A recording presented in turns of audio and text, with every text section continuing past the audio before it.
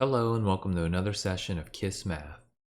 At this juncture, you should feel comfortable doing operations like adding, subtracting, multiplying, and dividing on positive numbers, negative numbers, and fractions. If not, take a look at my videos on basics and fractions.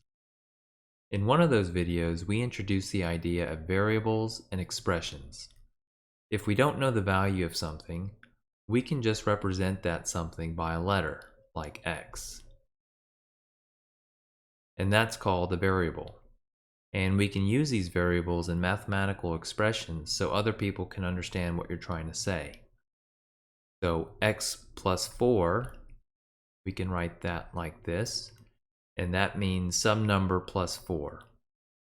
But expressions are kind of like sentence fragments. They're not a complete thought.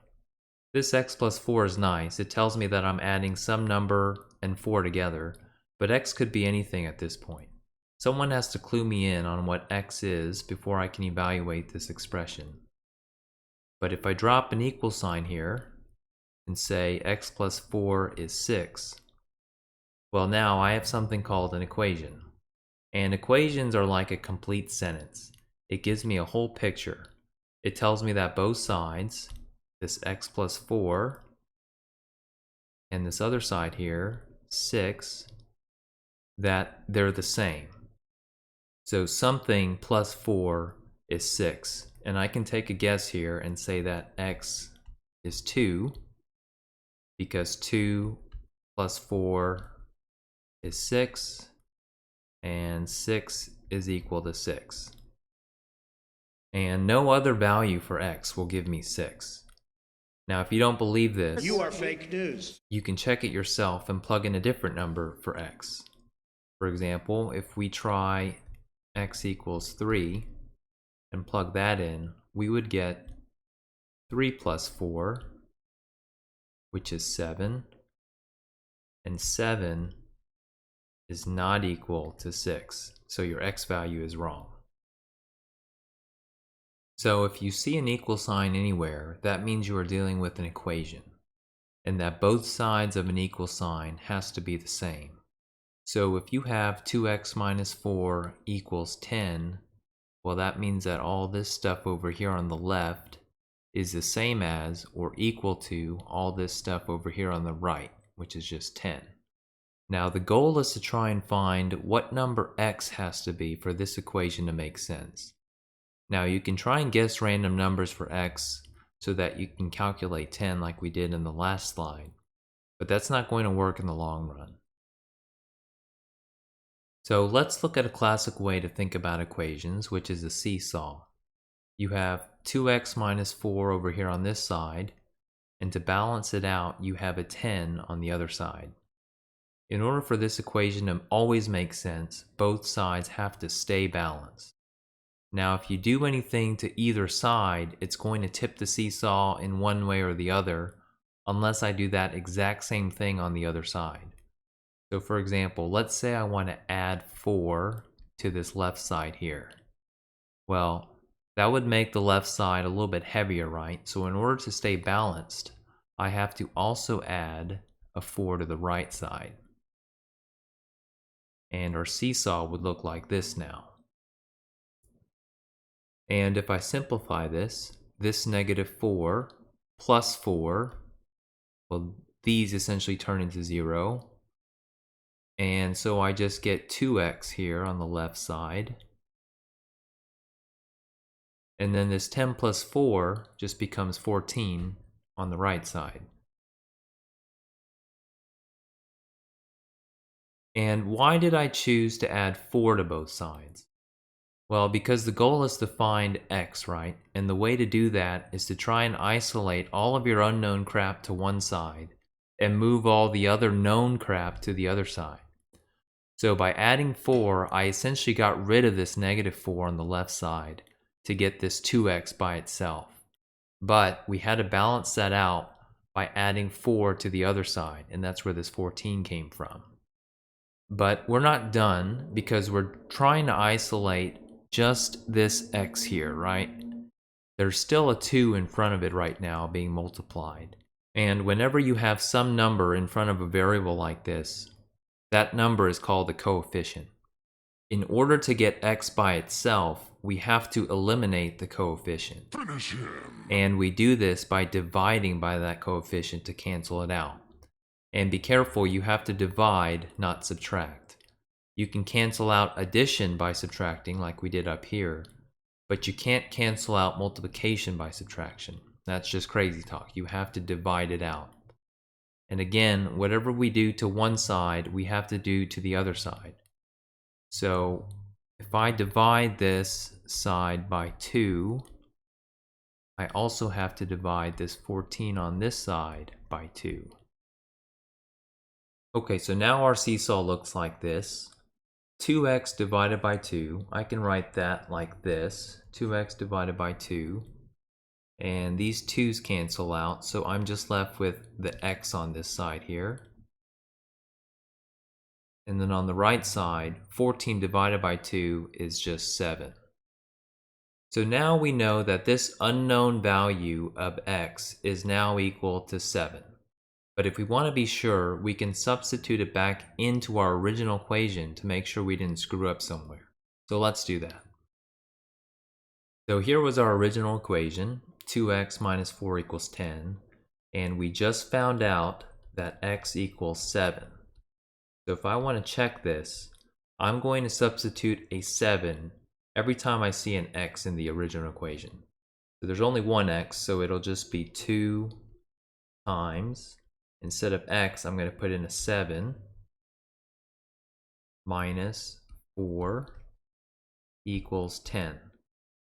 And if this answer is right, I should get a 10 on this left side because that's what the equation told me. So 2 times 7 is 14, minus 4 is 10, and so 10 equals 10, we're good, our answer checks out. Here's another example, this time without the visual. 7x plus 5 equals 9. So I'm going to rewrite this to give myself some room. 7x plus 5 equals 9. And the first thing I'm going to do is I'm going to try and get rid of this positive 5 here, because I'm trying to isolate this 7x by itself. And in order to do that, I have to subtract 5 to this left side. And whatever I do to the left side, I have to do to the right side. So I will also have a minus 5 over here. And if I simplify this, I will get 7x, and then plus 5 minus 5 is just 0. So I don't have to write anything more there. So 7x equals 9 minus 5 is 4. Which is great because now I have all of my unknowns on the left and my knowns on the right. The only thing left is eliminating this coefficient of 7. Finish him. Since the 7 is being multiplied by x, I can divide it by 7, like so.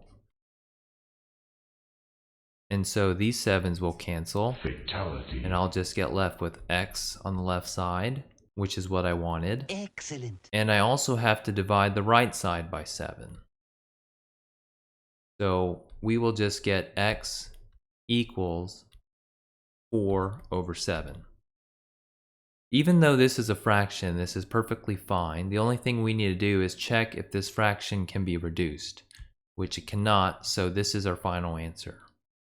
Now, if you want to check your answer, what you have to do is plug this 4 over 7 back into the original equation every time we see x. So let's do that here. So 7 times, I see an x there, so I'm going to write 4 over 7 plus 5 equals 9.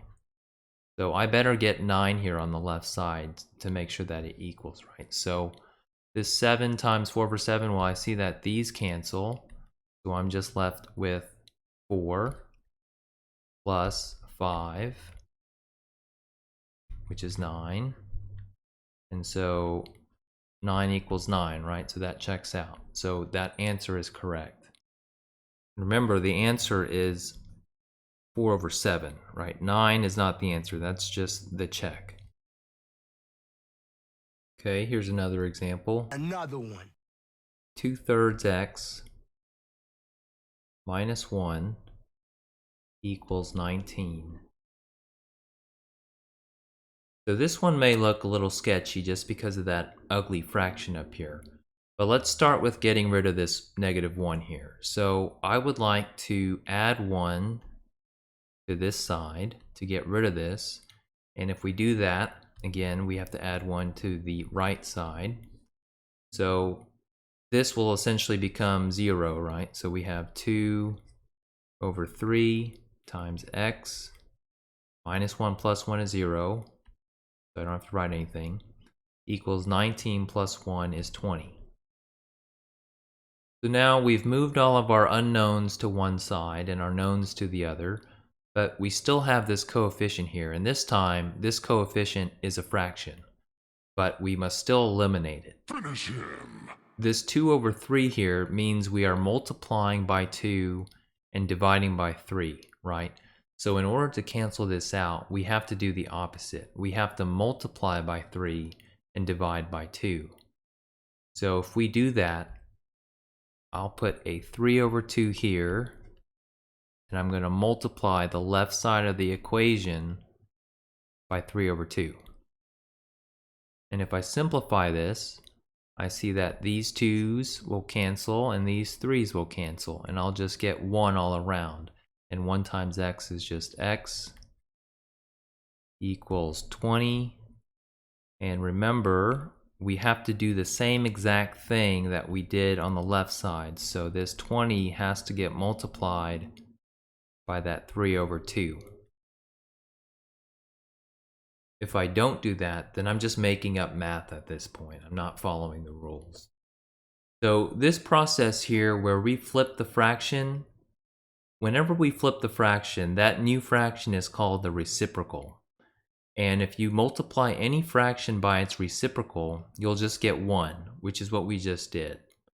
Now you can forget about this for now, but you're going to be using this trick many more times in the future. So let's move on here. We isolated x, but we still have to simplify this right side here. So let's see if we can multiply this fraction. So 20 times 3 over 2. Well, I see that this 2 and this 20 can get simplified or reduced. So this becomes 10 and this becomes 1. And so I will have essentially x equals 30 over 1, which is just 30.